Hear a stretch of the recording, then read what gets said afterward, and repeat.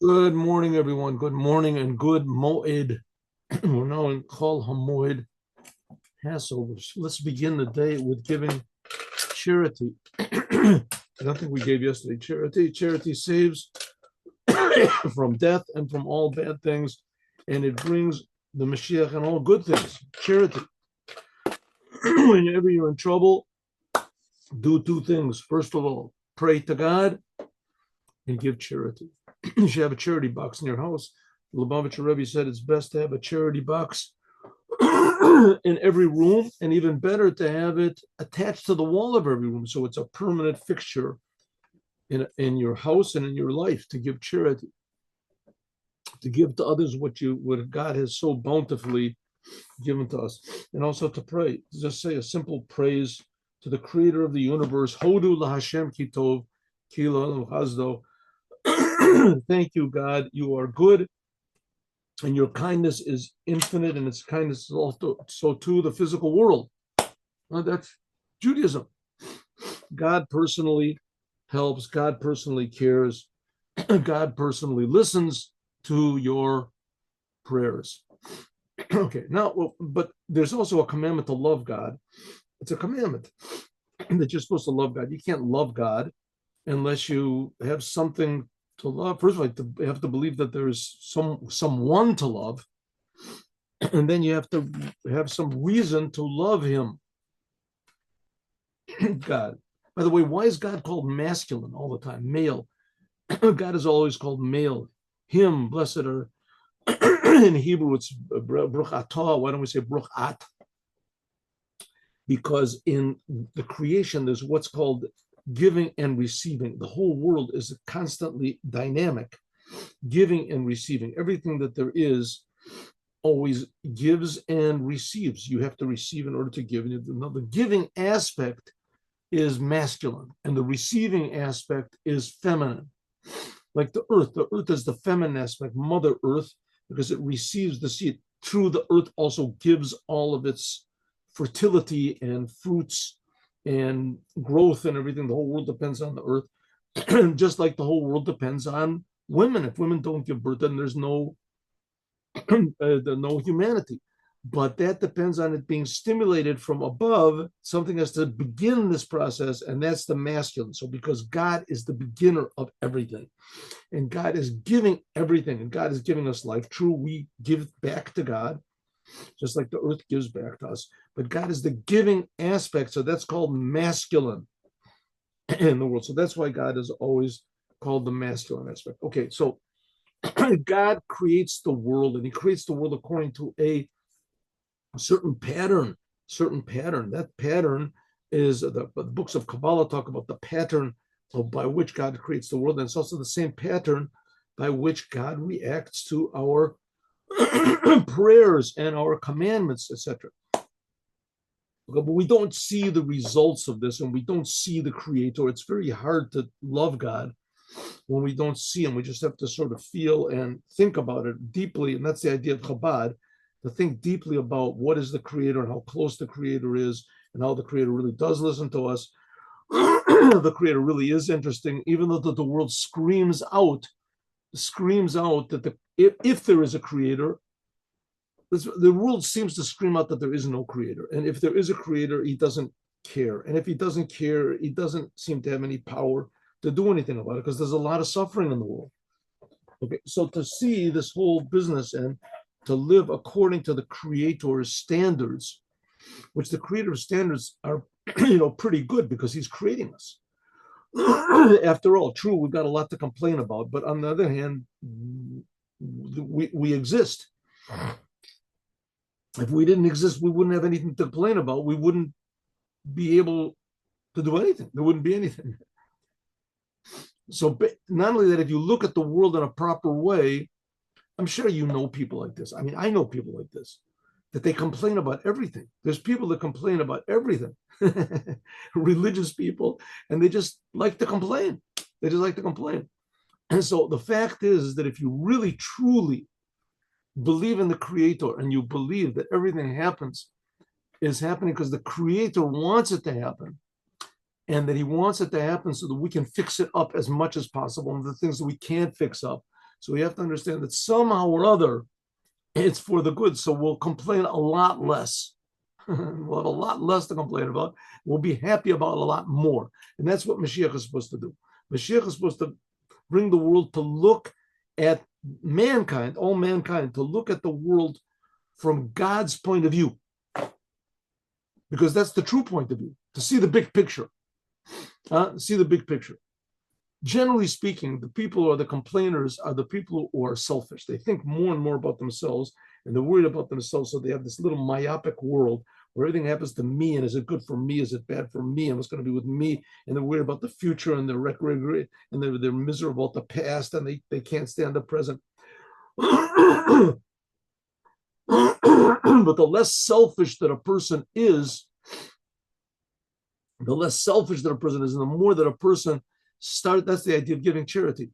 The more that a person sees the world from God's point of view, or at least tries to, then the less there is to complain about, and the less there is to be frustrated about, the less there is to be nervous about, and the less there is to be depressed about, and the less there is to be the desirous of and licentious about, and to have, you have to have all these needs and desires and lusts and this. So that's what Mashiach is going to do. Essentially, he's going to split the sea.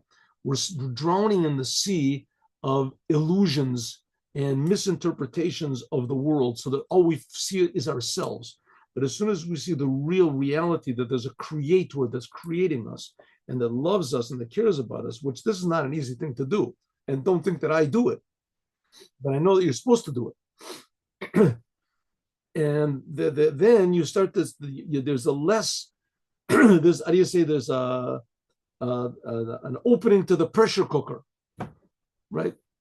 And suddenly you realize that, listen, I think this, and I'm angry, and I'm that, but I'm wrong, right? I want this, and I desire this, and I need this, and I want this, and I look what they did to me, and to I, and this and that, but I'm not so great as I think.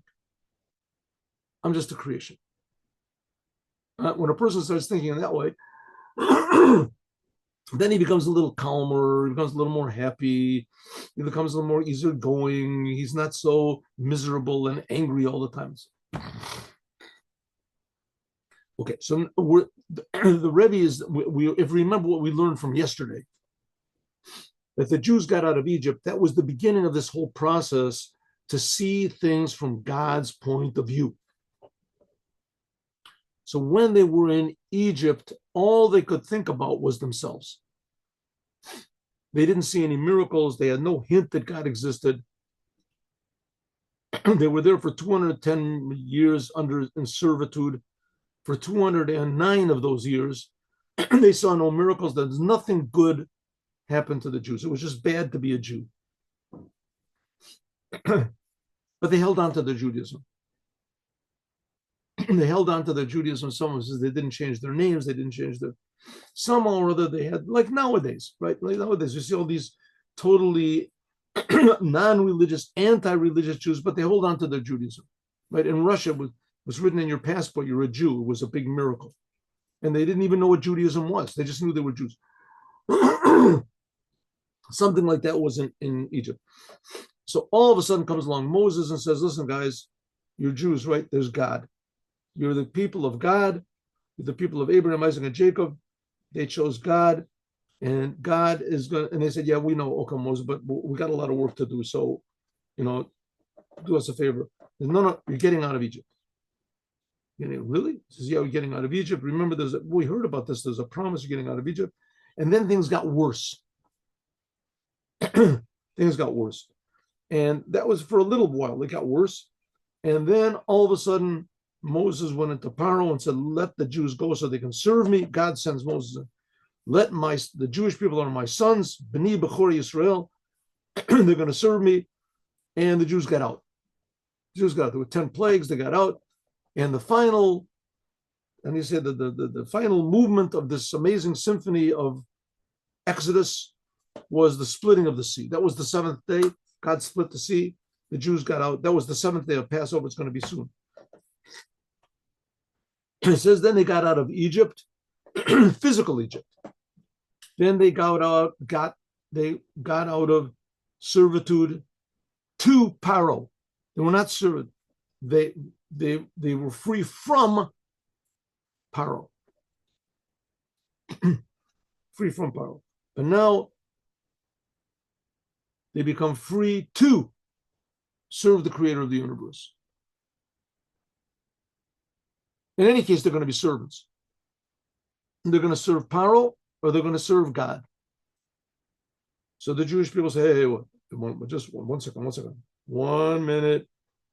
What do you mean there's only two options, either serving Paro or they're serving God? We can serve ourselves. We can be the bosses. We can decide. What do you mean there's only two options, Paro or God? It's not so. There's Paro or God or freedom. We're freedom. What do you mean freedom? We won't be servants to anybody. We'll just be servants, says the Rebbe. That's Paro. You want to be servants of yourself? That's just an extension of Paro. Paro is an egotist. You just took the egotism with you. Instead of Paro, they just changed the name.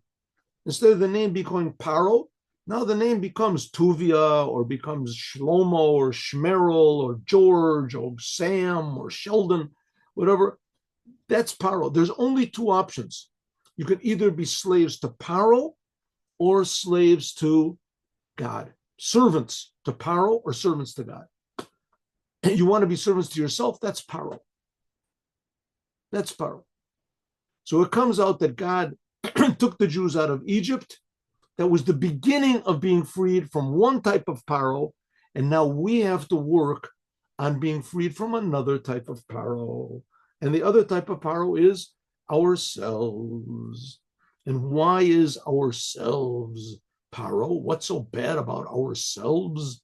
What's so bad about ourselves? Because as long as you think you're free and you're serving yourself, you're getting urges to do things. You got to make choices, right? Okay, you're free. Do whatever you want. What do you want? What do you want to do? Well, just whatever I want. I just do whatever I want. Okay, what do you want? What do you want? Well, okay, let's say here, for instance, you have somebody calls you an ugly nerd. What are you going to do? What do you mean, what am I going to do? I'm going to get mad. But God doesn't want you to get mad. Paro wants you to get mad. Paro is egotism. God doesn't want you to get angry. God doesn't want you to. Well, I don't care. Says, okay, so you made the choice. You made the choice. You have what I don't care. Which I is that? That's the I of Paro's I. That's you were 210 years in Egypt. It just stuck to you. This thing of, I'm the boss. I'm the leader. I'm calling the shots. No one's going to tell me what to do. I'm free. I'm all there is. I'm all there is, right? So that's what we've been working on, trying to get out of for the last 3,300 plus years, is to go out of this false egotism, Paro, which is stuck to us from the Paro being in Egypt. In fact, it was stuck to us from the snake, the serpent. That was the whole thing of the sin of the tree, right? God said, don't eat from it, but the serpent said, okay. So yesterday we learned that God took us out of Egypt and that God in the future will take us out of our own Egypt, as it says in the prophecy of Isaiah. And we read the prophecy of Isaiah. Let's go to the prophecy of Isaiah. Here we go. It's in this week's by you and outside of Israel. This is the reading of the Haftorah on the last day of Passover. It says that on that day, talking about the Moshiach, on that day, God is going to gather all the Jewish people together from all the world. It says, gather all the Jews from all the, and the Futzos Yis Kabetz, who will gather all the Jewish people from the four corners of the earth. God is going to gather them together. But what about people that don't want to do what God says? Well, there won't be such a thing. Everyone is going to want to do what God says. And that's what it says. And the Hechrin, that God, just like God dried up the sea of from Egypt, when they left Egypt, God will lift up his hand on the river and he will smite it and divide it into 7 tributaries. Why 7? It says when they went over the river, the sea from Egypt, what do you call the Red Sea, the Sea of Reeds, it was split into 12 tributaries. And 12, Kabbalistically, this number 12 also represents the lowest aspect of godliness. And the river in the number 7, this is a higher aspect of God. It's corresponding to God's emotions, 7 emotions, the 7 days of creation. God is going to split the river of egotism into 7 tributaries so that everyone will have paths to feel the Creator.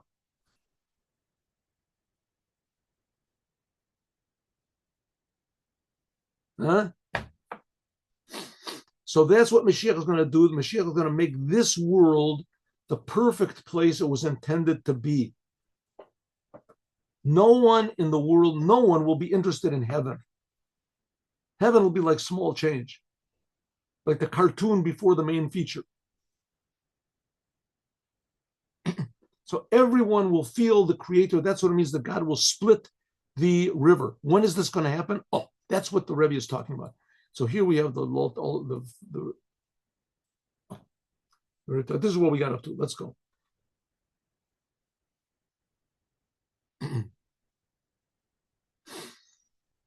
So the Rebbe said, every single Jew can experience this. This only depends on our deeds. That when you do a commandment and you do the commandment the way it's supposed to be done, then you feel, whether you are aware of it or not, but you have revealed this, the Creator in the creation. That's the idea of the commandments. The commandments are not just religious ceremonies.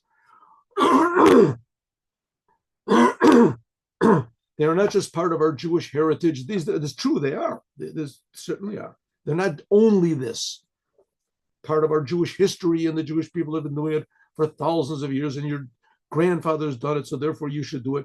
These are all justifiable reasons for doing the commandments, but they're not the total reason. The reason for doing the commandments is because they are the will and the wisdom of the Creator of the universe. And the Creator of the universe creates time, and he creates us. The Creator of the universe is true existence, not like we are created existence. And the commandments are part of the Creator.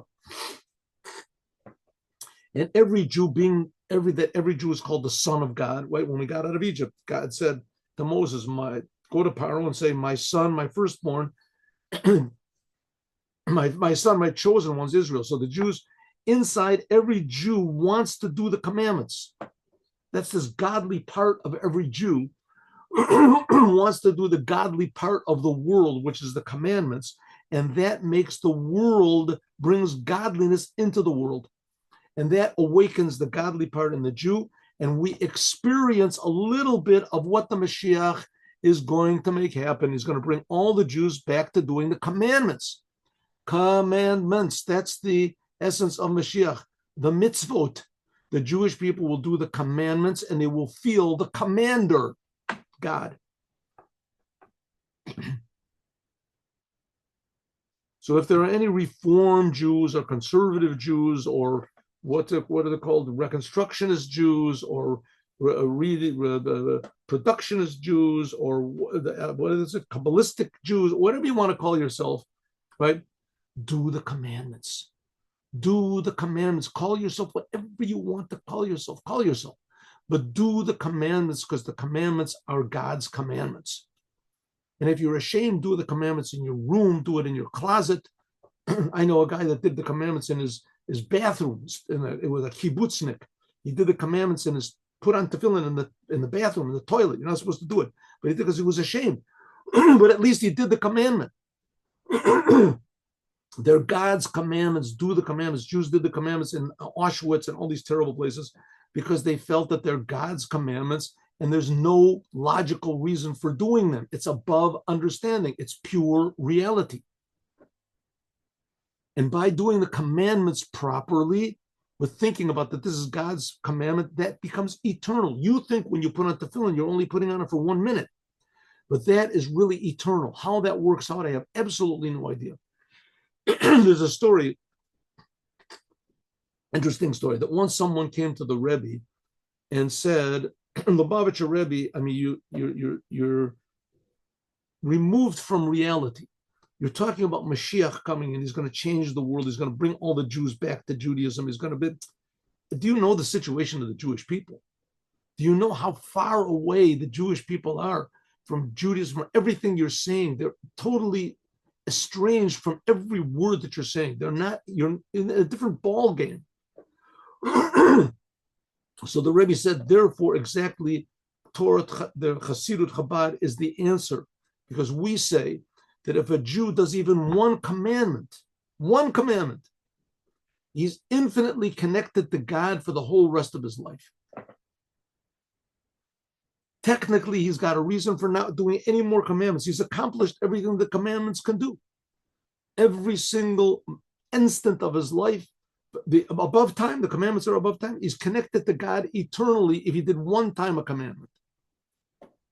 So he doesn't really have to do any commandments, but every Jew wants to do all the commandments. In other words, you don't have to. There's no logical reason. Do it one time, that's enough. But inside, every Jew wants to do it. He feels that's his integrity, that's his reality. And that's what Mashiach is. It'll bring the true identity of the Jewish people. We can add on that that's the future redemption. Para b'shalom nafshi, like we said, that God, when you put on tefillin, when you do a commandment, you are infinitely what's called redeemed. You have gone out of your egotism and revealed true godliness or true Judaism. That this true redemption, which comes by means of doing one commandment properly, kedaboy, and others doing the commandment, thinking this is what God wants me to do. So this is not only time of doing the commandments, but this is also drawn afterwards, like we explained in the Tanya, like we said in the idea of a unity, which is made by doing a commandment, that this unity is above and it is eternal forever and ever, like I just finished telling you. Also, someone came and said to the Rebbe, you're going out on the streets, you're putting on tefillin on people. Those people aren't putting on tefillin for any true reason. They're just doing it because, you ask them to do it. So the Rebbe said exactly the opposite. Stop a person in the street and you ask him to put on tefillin. He's putting on tefillin for no other reason, logically, no logical reason, except that it's a godly thing. He doesn't even know what it means, which is not the case of a religious person. He might have 100 reasons for he's putting on tefillin because everybody does it, because his parents did it, because he's done it yesterday, he did it the day before, he's doing it by rote, right? It's a religious thing. He's a religious person. I'm doing the commandments. Not necessarily thinking about God when he's doing tefillin. He's not relieving himself from his own egotism. But you stop a person in the street that's got no connection to putting on tefillin whatsoever, and you ask him to put on tefillin, he's removing, removing the garment. He's taking off the shell of egotism. And he's saying, okay, I'll put on tefillin. He's got no logical reason for doing it. That's true. That's true. That's truly doing the commandments. He's doing the commandment only because it's a commandment. That's the whole idea. It explains in the Tanya that once a person does a commandment, that commandment attaches him eternally forever to the creator of the universe. That it's not a spiritual feeling, it's a wholesome feeling. Spirituality a lot of times is a form of egotism. A lot of times a form of egotism. You're doing it because you want to have this spiritual experience or the spiritual, whatever it is, awakening, excitement. It's not that that's bad. It's not that it's bad, but that's not the goal. It's a step to the goal. The goal is you're doing the commandments because you love God, not because you love yourself, how much God loves me. This is what's called this unity. It also brings a certain purity on the person that does it. Similarly, it's also in the idea of what says para b'shalom nafshi. It says that you become redeemed in peace which is by means of doing the commandments, that this is an eternal thing which is above and also below. We're not interested so much in purifying the upper worlds and making a good place for us in heaven. We want to fix up this world. We want the world to be a good place. We're not trying to make excuses for suffering. We want to eliminate suffering. That's what we want to do. That this world should be a perfect, wonderful, good place, and that people should reveal the potential which is inside of them. That's what Moshiach is designed to do. That's what is. All there, like the rabbis say, anyone who works in Torah learns the Torah. A Jew that learns, non-Jews are not supposed to learn Torah. Any Jew that learns Torah, it says he makes peace between the upper worlds and the lower worlds. This, in other words, his individual redemption, which comes by doing the commandments, becomes into the world and drawn into the actual physical time and the days of his life, into his day-to-day life. And from this, it comes also the Geula Klalis. From this will become a general redemption for others as well. The feeling that you can rely on God becomes more accessible to others. There'll be a chain reaction of good.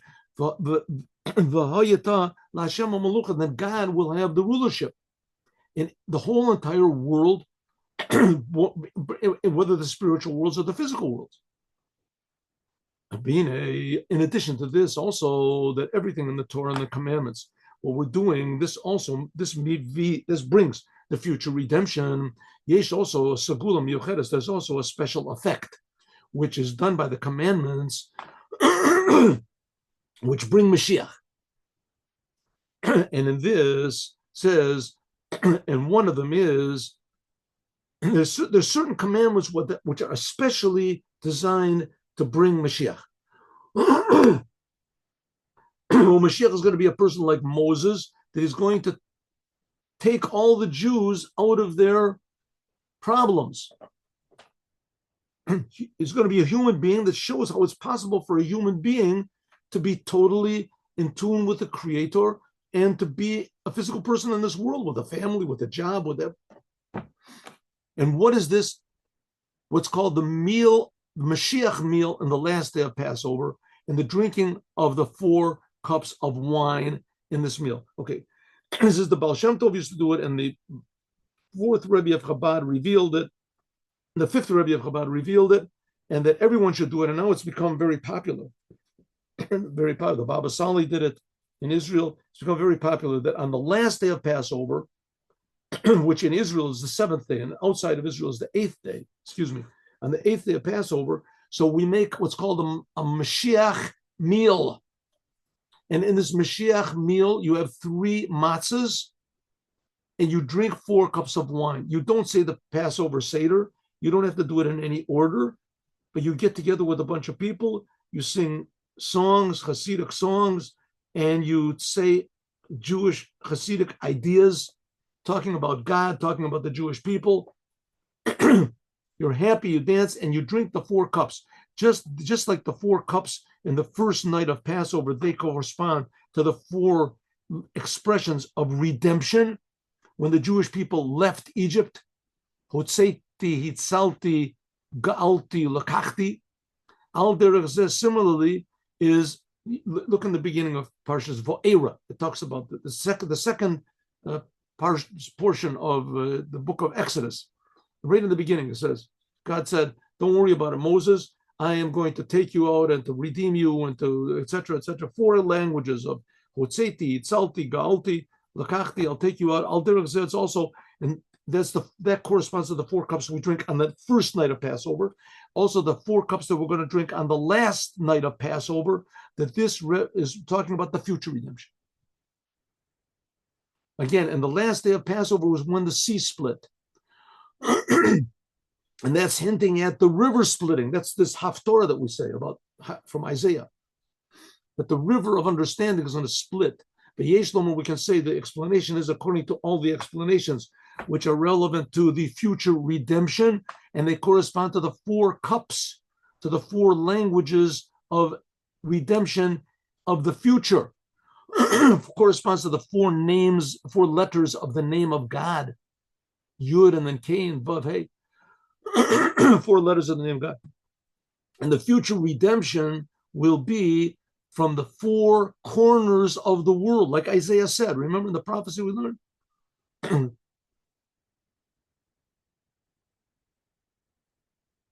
Yeah. Also in Isaiah 10, it says, Lamarbe Meshura, a Meshura, it says it's talking about the letter Mem is 4 times 10. 4 times 10 is the 4, number 4. That's going to be, God's going to bring the Jews from the 4 corners of the earth. Remember, we just learned about that in the prophecy of Isaiah that was going to be read on the last day of Passover. So the number 4. So that's where we drink the 4 cups. And maybe we can also add on that this is the idea of the meal of Moshiach is the same number of cups as the first day of Passover, is just a hint that in the power, it is in the ability and in the, how do you say, the potential of every single Jew. Kol Echad Yisrael. I should have promised. 1 second. Yeah.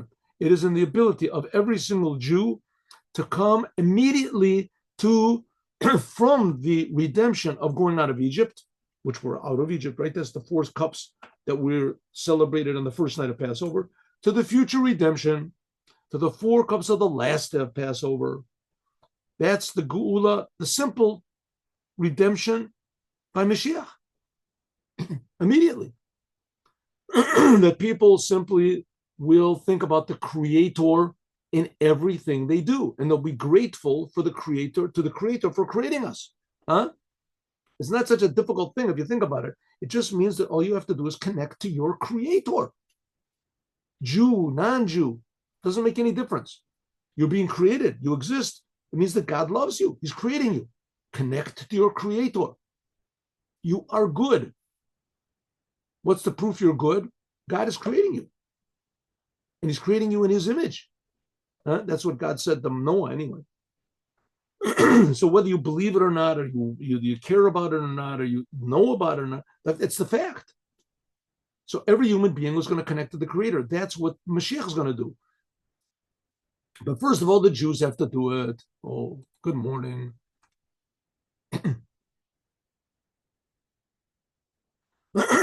So that's what it means, Geula b'Pashtus. There'll actually be a real, true redemption.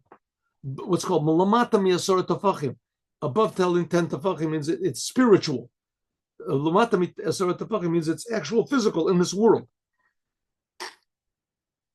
And especially the Masenu Ba'avodotenu, Achshav, if and all of our deeds that we do now, they will be what we do is kananas al gabi atnak, like a midget that is standing on the shoulders or on the head of a giant.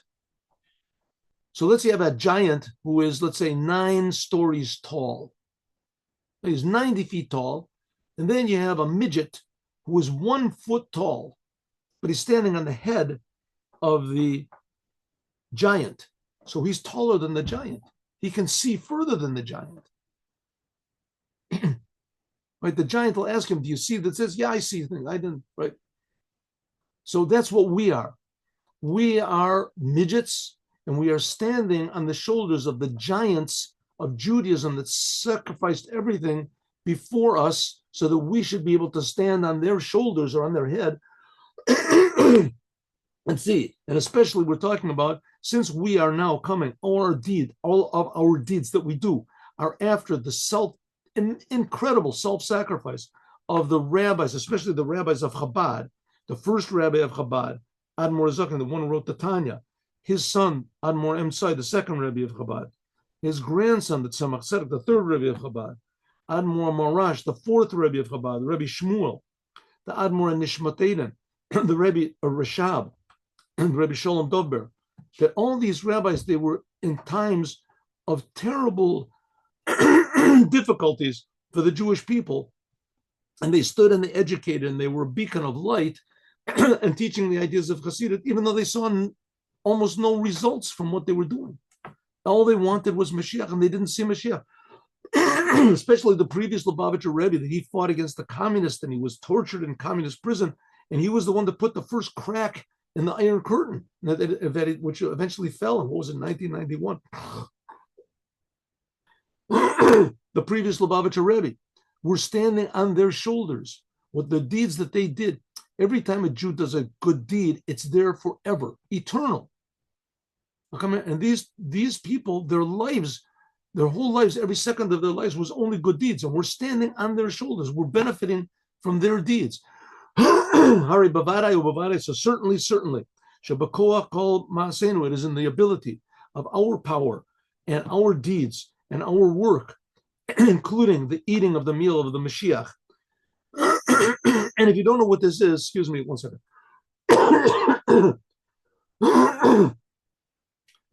The Mashiach meal is, first of all, you can Google it if you want to, and probably you have some sort of a Chabad center near you, as you should go and participate of this, or even make one in your house. You can invite your friends, do a Mashiach meal, and drink the 4 cups on the last day of Passover. In outside of Israel, that's the 8th day of Passover. In Israel, it's the 7th day of Passover. We do it together. And this, all of this together, by actually eating the matzah on the 7th and the last day of Passover, and drinking the wine, this will internalize the redemption and make it not a future redemption, but an actual redemption right now, immediately. Keheref ayin mamash, in the blink of an eye. May it be God's will that all of this should be revealed in a way that every person, every Jew, and every human being will point with his finger and say, Zed, this is the God I was waiting for. Excuse me. This was the situation I've been waiting for. This is the redemption I've been waiting for. This is the Mashiach that I've been waiting for. But Dugma Sudat Mashiach, just like the Mashiach meal, that we can point with our finger and we can see, hey, there's matzah and there's wine. In an inside way, I'm sorry, Ubepanemius, internally, that it'll be part of us. It'll really be my idea. It won't be the rabbi's idea or the idea of Chabad or the idea of the Rabbi Bolton or the Lubavitcher Rebbe. It'll be my idea. People will feel themselves that this is the truth. This is the true me. God is creating me because I'm important to God, every single human being. And because we're richer than we can imagine. We're rich. We're incredibly rich, wealthy. We have no idea how much wealth of good every human being has in the world. And that's what Mashiach will reveal, similar to the matzah and the 4 cups and the meal of the Mashiach, which become blood and meat and flesh, like our blood and our flesh. The meat and the wine Mashiach becomes imbued in the very fiber of our body, our being. And this will all be done with joy and with a good heart, and it should happen immediately, and it should happen, take of miyad mamish, really, and it should not be delayed, even in 1 moment, should not be delayed. And the fact that we've been talking about this for 2,000 years already, and we can say, listen, it's probably 2,000 years more. This is being in Egypt, really being in Egypt. That's like the Jews, they got out of Egypt and they wanted to go back.